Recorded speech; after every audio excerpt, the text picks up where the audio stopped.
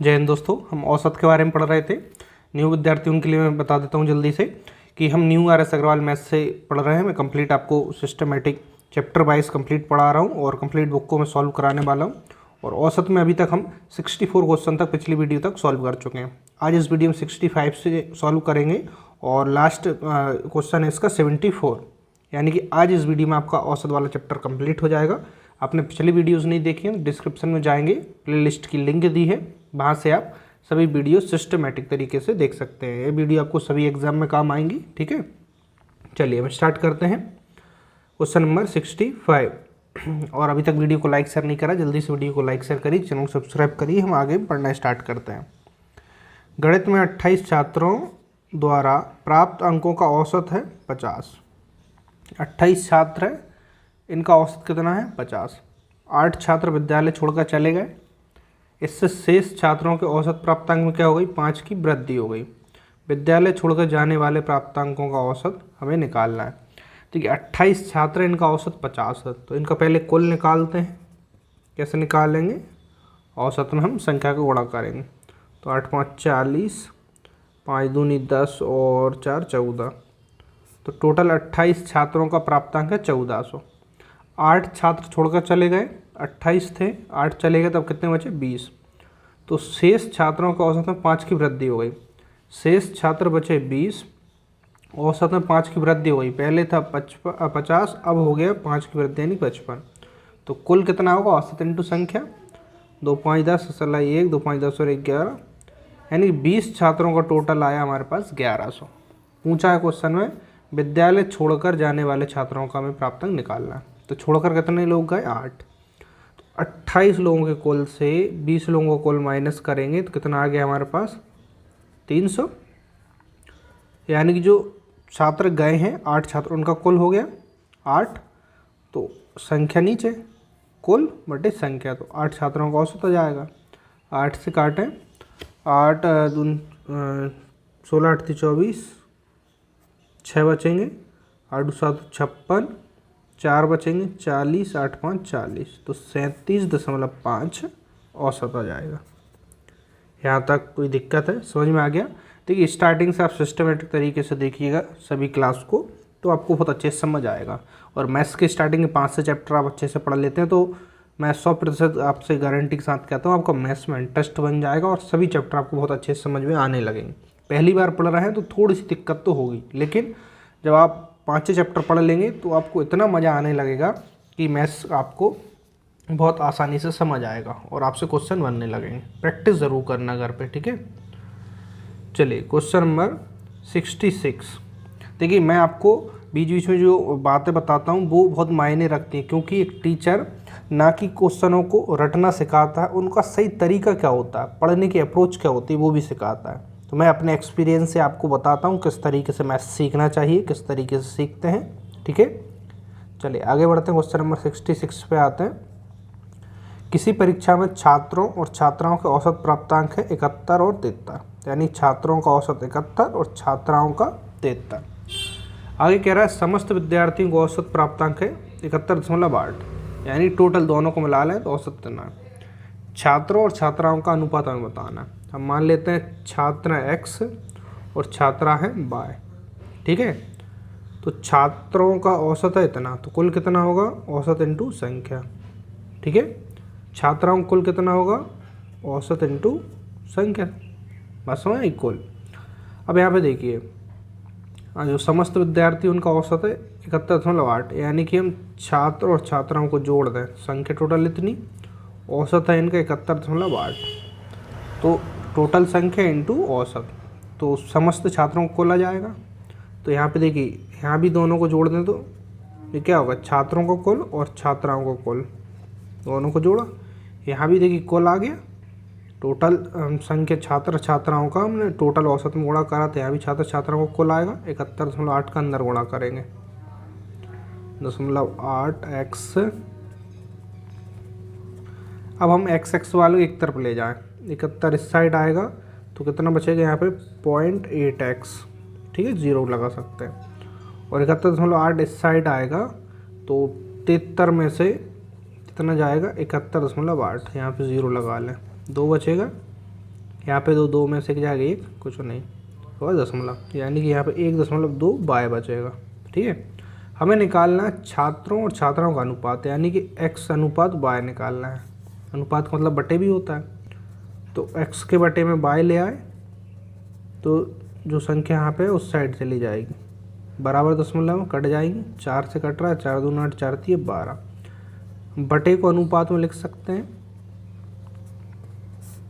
तो हमारा छात्र और छात्राओं का अनुपात कितना आ गया, 3.2 आ गया। यहाँ तक कोई परेशानी? ठीक है, समझ में आ रहा है। चलिए क्वेश्चन नंबर 67 देखते हैं, इसको ध्यान से समझना है, थोड़ा सा अलग क्वेश्चन है और ऐसे क्वेश्चन कम ही हमें प्रैक्टिस के लिए मिलते हैं, लेकिन एग्ज़ाम में आ जाएगा तो आपसे बनना चाहिए।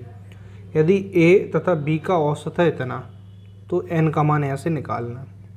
अब देखना a और b औसत कैसे निकालते हैं, संख्याओं को जोड़ते हैं, कुल योग नीचे संख्या, टोटल 2 संख्या हैं, कुल योग बटे संख्या, औसत आ गया।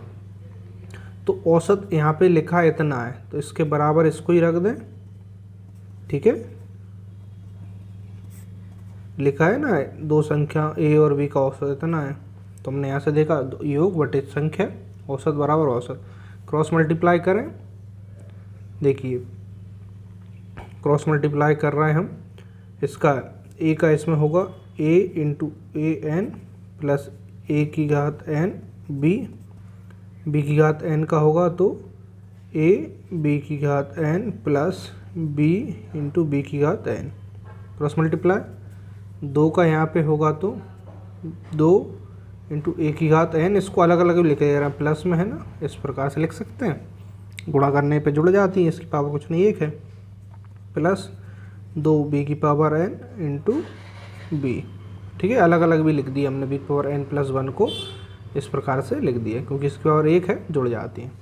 अब यहाँ पे ध्यान से देखना, यहाँ पे हम सॉल्व करते हैं, इसके लिए सबसे पहले यहाँ पे हम 2 चीज़ देखते हैं। यहाँ पे देखिएगा, यहाँ पे देखें 2a की पावर n और a सेम यहाँ पे है, लेकिन यहाँ पे सिंगल है, यहाँ पे डबल है, तो सिंगल उस साइड जाएगी तो 2 में से घट जाएगी, तो कितना बचेगा, 1 बचेगा, इस प्रकार से। ठीक है, अब इसी प्रकार से b वाला देखिए, b इंटू बी की पावर n, यहाँ पे डबल है, ये उस साइड आएगा, इससे घट जाएगा, 1 बचेगा, कितना बचेगा, b की पावर n इंटू बी। इतनी बात क्लियर है, हमने इन दोनों को साइड पहुँचा दिया। अब यहाँ पर हमें क्या बचा, a की पावर n प्लस b और a इंटू बी की पावर n बचा। अब यहाँ पर हम देखें तो देखिए a की पावर n यहाँ भी है, यहाँ भी है, ठीक है, और b की पावर n यहाँ भी है और यहाँ भी है। इनको एक साइड ले आएँ ताकि कॉमन आ जाए। इसको हम देखिए a की पावर n को इस साइड ला रहा है, इस साइड ले आ रहा है, a की पावर n इंटू, देखिए इस साइड ला रहा हूँ और मैं कॉमन भी ले रहा हूँ, इस साइड ला रहा हूँ, और यहाँ पे कितना बचेगा b, और ये आएगा इस साइड माइनस का होगा। इतनी बात समझ आई। इसको हम इस साइड ला रहे हैं, माइनस का होगा, a की पावर n कॉमन आएगा, तो यहाँ पे b बचेगा माइनस a। इसको हम उस साइड ले जा रहे हैं और b की पावर n कॉमन ले रहे हैं, तो यहाँ पे b बचा और यहाँ पे उस साइड आएगा माइनस का a बचेगा। ठीक है, दोनों साइड एक गुणा में सेम संख्याएं कट जाएंगी, तो हमें क्या मिला, यहाँ पे a की पावर n बराबर b की पावर n। इसको समझना ध्यान से, n का मान पूछा है। ठीक है, यानी कि दोनों वैल्यू बराबर। देखिए जब हमारे पास घात बराबर हों तो ये भी बराबर होंगे। तो घात कैसे देखते हैं हम, घात पहले सबसे पहले 0 रख के देखें, 0 रख के देखें, इसका मान होगा 1, b की घात 0, इसका मान 1। तो देखिए a और b दोनों बराबर आ रहे हैं 0 रखने पे, 1 2 4 रख रहे हैं तो कुछ नहीं आ रहा है ना, तो n बराबर हम 0 रख रहे हैं, तभी a और b बराबर आ रहा है। थोड़ा सा अलग क्वेश्चन है ना, तो ऑप्शन होगा a वाला। प्रैक्टिस करिएगा, बाकी बहुत ज़्यादा दिमाग लगाने की आवश्यकता नहीं है। ठीक है, चलिए आगे बढ़ते हैं अब हम नेक्स्ट सवाल की ओर। अगला सवाल समझते हैं। और दोस्तों मैंने हिंदी व्याकरण को भी कंप्लीट डिटेल में पढ़ाया हुआ है, आप प्लेलिस्ट चेक कर सकते हैं। मैंने शॉर्ट्स वीडियोस के माध्यम से भी पढ़ाया है और डिटेल वीडियोस के माध्यम से भी पढ़ाया, बहुत अच्छे से पढ़ाया है। आप MPSI लेवल का जो हिंदी व्याकरण है उसको एक बार पढ़ लेते हैं, किसी भी एग्ज़ाम में आप हिंदी कि क्वेश्चन बिल्कुल आउट ऑफ आउट नंबर उसमें ला पाएंगे। बहुत अच्छे से बहुत डीपली पढ़ाया है, एक बार आप वो वीडियोस ज़रूर देखना, ठीक है। चलिए हम देखते हैं यहाँ पर क्वेश्चन नंबर 68। हाँ, मैंने पटवारी के लिए स्पेशल अलग से भी मैथ्स की वीडियोस डाली हुई हैं, वो भी देख सकते हैं। और RS अग्रवाल बुक तो हर एक एग्ज़ाम में काम आएगी आएगी, ठीक है। पटवारी हो गया, पुलिस हो गया, कोई भी एग्ज़ाम ले लें, RS अग्रवाल बुक उसमें हेल्प करेगी आपके लिए। और MP पटवारी के विद्यार्थियों के लिए मैंने अलग से भी MP पटवारी की मैथ्स की वीडियो डाली है, वो भी देख लें, प्लस RS अग्रवाल वाली मैथ्स देख लें। तो आपके 100 में से 100 नंबर, यानी कि जितना नंबर का आता है आपका एग्ज़ाम 20 नंबर का आता है पटवारी में, तो 20 में से 20 आप नंबर ला पाएंगे, ठीक है। चलिए अगला सवाल समझते हैं। यदि ABC का औसत m हो तो AB BC CA बराबर 0 हो तो A² B² C² का औसत हमें निकालना है। ABC का औसत m, तो यानी कि तीनों को जोड़े, 3 संख्या है, इतना ही होगा, योग बटे संख्या, ठीक है। अब यहाँ पे देखें हम ABC बराबर हमें मिल गया 3m, ठीक है। अब एक बात को समझना, हम ABC का स्क्वायर करें तो यहाँ से मिलेगा A² B² प्लस 2 ब्रैकेट में AB BC और CA। अब बात समझना, यहाँ पे AB BC CA का मान है 0, यहाँ पे 0, तो ये पूरा 0 हो जाएगा। तो यहाँ से क्या मिलेगा हमें, A² B² C², यानी कि A plus B plus C का स्क्वायर बराबर हम कितना लिख सकते हैं, A² B² C² लिख सकते हैं, या फिर इसके प्लेस पे इतना लिख सकते हैं, ठीक है। अब क्वेश्चन में देखिए थोड़ा सा ट्विस्ट कहाँ से आता है, देखिएगा यहाँ पे A B और C² का औसत पूछा है, तो औसत कैसे निकालेंगे, इन तीनों का योग करेंगे, संख्या कितनी है 3, इनका औसत A² B² C², इसका मान हम क्या लिख सकते हैं, इसके बराबर में इसको लिख सकते हैं, समझे ना, इसके प्लेस पे इतना लिख सकते हैं, मैं लिख देता हूँ A B C का स्क्वायर लिख दिया बटे 3। अब देखिए A B C की जगह कितना है, 3m, A B C की जगह 3m रखेंगे तो 3m का स्क्वायर होगा 9m² बटे 3, 3 से 9 कटेंगे 3 बार, कितना आ जाएगा 3m², औसत आ गया 3m²। समझ में आया। थोड़ा सा आपको प्रैक्टिस करना पड़ेगा क्योंकि क्वेश्चन थोड़े से अलग हैं और एक बार में जनरली हमें थोड़ा सा कंफ्यूज हो सकता है ना, तो प्रैक्टिस करें। क्वेश्चन नंबर 69, आपके पास न्यू RS अग्रवाल बुक नहीं है तो मुझे कमेंट्स करके बता देना, मैं न्यू RS अग्रवाल बुक से चैप्टर की PDF में आपको पूरा चैप्टर टेलीग्राम पे डाल दूंगा, जिससे आप क्वेश्चन भी मैच कर पाएंगे। और जो बहुत ज़्यादा सिमिलर क्वेश्चन है, इस पूरे चैप्टर में तो मैंने शायद 2-4 क्वेश्चन ही ड्रॉप कराए हैं जो बहुत ज़्यादा सिमिलर थे, बाकी मैंने पूरे क्वेश्चन सॉल्व कराए, ठीक है। और जो क्वेश्चन ड्रॉप कराता हूँ आप समय पर ही उनको सॉल्व कर लें ताकि आपके मेमोरी में बना रहे, ठीक है। चलिए 69 सवाल पे आते हैं। राम की वर्तमान आयु उसके पुत्र की वर्तमान आयु से 3 गुनी है, ठीक है। राम जो है उसके पुत्र से 3 गुना है वर्तमान में, तथा उसके पिता की आयु का 2/5 है। जो राम है उसके पिता की आयु का 2/5 है, पुत्र से तो 3 गुना है लेकिन पिता का 2/5 है। तीनों की औसत आयु है 46 वर्ष। राम की वर्तमान आयु और उसके पिता की वर्तमान आयु में कितना अंतर है बताना है। राम और पिता की आयु निकाल लें और उनका अंतर बता दें। सबसे पहले देखिए, राम की आयु पुत्र की आयु से 3 गुनी है, तो पुत्र को x मान लें, पुत्र x, तो राम कितना हो गया 3 गुना है वर्तमान में, ठीक है। ये पुत्र हो गया, ये राम हो गया। अब कह रहा है राम की आयु उसके पिता की आयु को 2/5 है। देखिए राम की आयु 2/5 है तो पिता को उल्टा कर दें आप, राम की आयु को, राम की आयु पता है तो इसका उल्टा कर दें तो पिता मिल जाएगा। बात यहाँ समझ आई नहीं आई।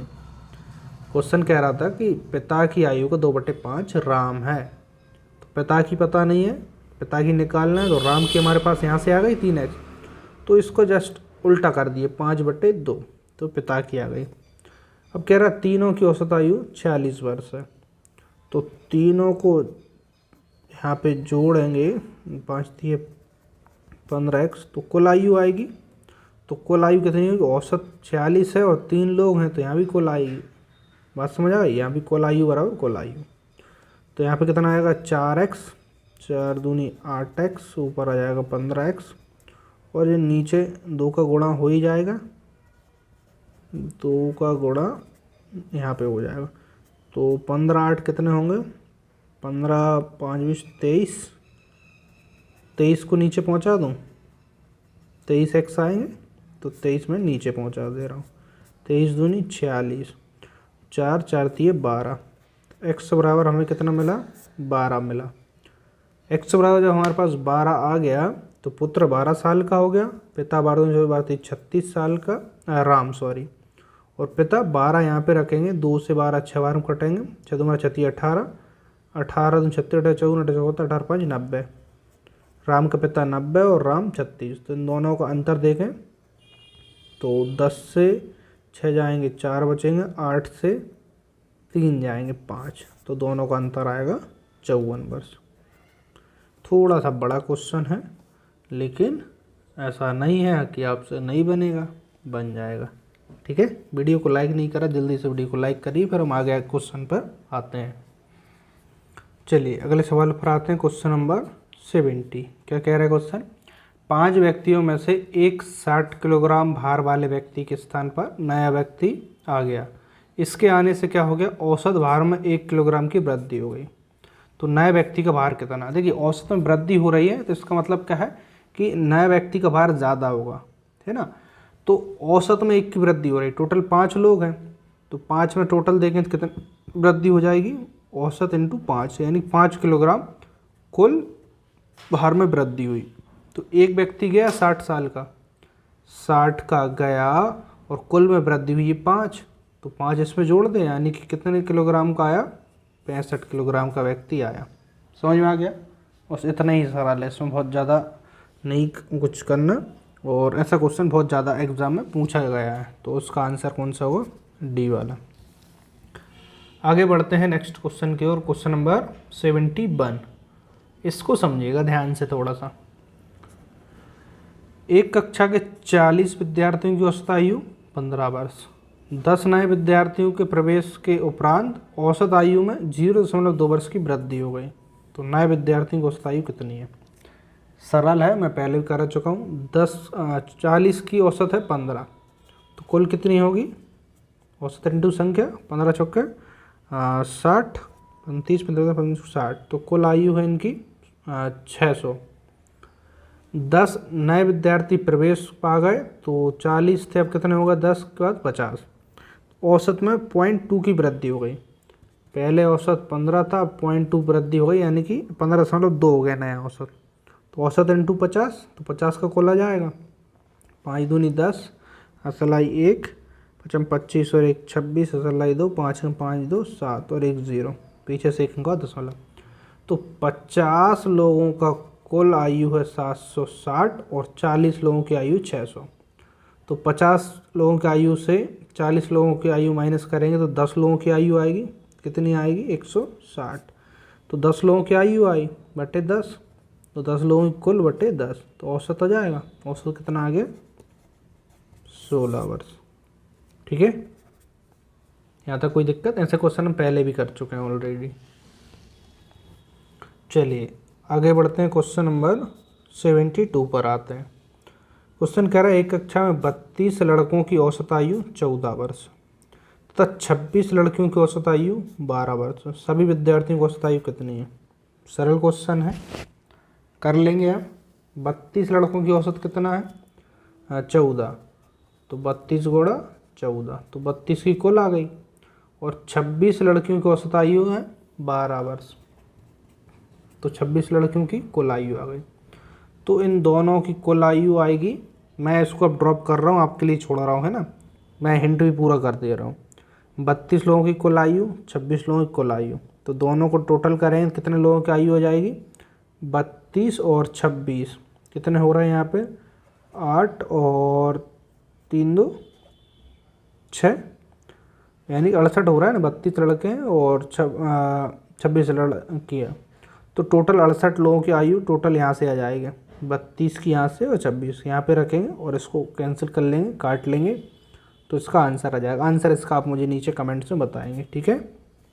चलिए अगले सवाल पर आते हैं।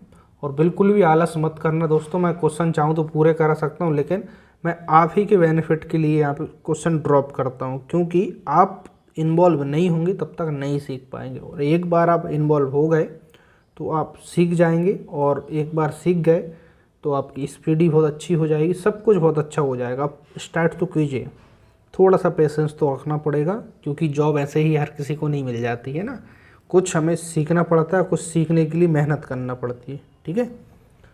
चलिए क्वेश्चन नंबर 73। शादी के समय औरत और उसके पति की औसत आयु कितनी थी? 23 वर्ष थी। हमारी औसत आयु कितनी होगी शादी के समय? चलिए आपको 24, 25, 26 समथिंग, चलिए 26 समथिंग होगी शादी के समय औरत और उसके पति की औसत आयु। क्वेश्चन पे आते हैं हम, ठीक है। औरत और उसके पति की औसत आयु है 23 वर्ष, ठीक है। 5 वर्ष बाद उनके पास 1 वर्ष का बच्चा है, ठीक है। अब सारे परिवार की औसत आयु कितनी है? अब देखिए शादी के समय औसत थी 23, पति और पत्नी 2 लोग हैं, तो टोटल कितनी थी इनकी आयु? 46 वर्ष। 5 वर्ष बाद की बात करें तो 5 वर्ष पत्नी भी बढ़ गई होगी और पति भी 5 वर्ष, तो टोटल 10 साल बढ़ गए। तो अब दोनों की आयु टोटल देखें तो कितनी है? अब 56 वर्ष के हैं दोनों की टोटल आयु। अब कह रहा उनके पास 1 वर्ष का बच्चा है, तो 56 जे हो गए दोनों और 1 साल का बच्चा, तो टोटल तीनों की आयु हो गई अब 57 वर्ष कुल आयु। लेकिन अब जन कितने हो गए? 3, पति पत्नी और बच्चा, तो कुल आयु बटे संख्या औसत आ जाएगा 3 एकम 3, 2 बचे 3 नाम 27, तो पूरे परिवार की औसत आयु है 19 वर्ष। समझ में आ गया? इसका एक क्वेश्चन और बचा है, जल्दी से उसको देख लेते हैं, फिर हमारा चैप्टर कंप्लीट, इसके बाद न्यू चैप्टर स्टार्ट करेंगे। चलिए दोस्तों अगले सवाल पर आते हैं, क्वेश्चन नंबर 74। 20 लड़कों के एक समूह के औसत भार की गणना 89.4 किलोग्राम की गई, यानी 20 लड़कों का औसत है इतना। बाद में ज्ञात हुआ कि एक लड़के के 87 किलोग्राम भार के स्थान पर 78 किलोग्राम पड़ा गया, तो सही औसत कितना था? देखिए एक लड़का 87 किलोग्राम का था, लेकिन गलती से 78 किलोग्राम उसमें ऐड किए गए, यानी कि कम जोड़ा गया। पहले 20 लड़कों को कुल निकालते हैं। कुल कैसे निकालेंगे? औसत 20 लड़कों को कितना है? संख्या इतनी है, तो कुल निकालें। 4 दूनी 8, 9 दूनी 18, सिलाई 1, 8 दूनी 16 और 1 17, और पीछे से कहूँगा दशमलव, तो 20 लड़कों को कुल आयु है 1788, ठीक है, जब औसत इतना दिया है। लेकिन यहाँ पर गलती क्या हुई? एक लड़का 87 किलोग्राम का था, इसमें ही है ना 20 लड़कों में, लेकिन 78 किलोग्राम जोड़ा गया। तो यहाँ पे देखें कितना कम जोड़ा गया? 78 और 280 और 7, 9 किलोग्राम, यानी कि यहाँ पे कम जोड़ा गया, यानी कि 9 किलोग्राम और ज़्यादा होता। तो इसमें 9 जोड़ दें, 9 जोड़ दें इसमें, 8 दूनी 16 और 1 17, 17 1 7, असलाई 1, तो 8 और 1 9, तो यानी कि कुल सही कुल योग इतना होता, क्योंकि 9 कम जोड़ा गया, इतने का था इतना उसका जोड़ा गया। तो उसका औसत भार कितना हुआ? संख्या तो 20 ही है, ठीक है, भाग लगाएं, 2 से काटें पहले, 2 8 16, 1 बचेगा 2 9 18, 1 बचेगा 2 8 16, 1 बचा 0.25 10, लेकिन 10 से भाग लगाएं, 1 दशमलव यहाँ पे खिसक आएगी, 89.85 सही औसत उसका इतना होगा। ऑप्शन डी यहाँ पे करेक्ट है, ठीक है दोस्तों। यहाँ पर एवरेज वाला चैप्टर कंप्लीट होता है, और आपको हैंड रिटन नोट्स चाहिए। मध्य प्रदेश पटवारी के भी कंप्लीट हैंड रिटन नोट्स हैं, एमपी पुलिस के कंप्लीट हैंड रिटन नोट्स हैं, और अन्य परीक्षाओं के भी आप हैंड रिटन नोट्स चाहते हैं, जो कि अच्छे टीचर से कलेक्ट करके बनाए हुए हैं, ठीक है।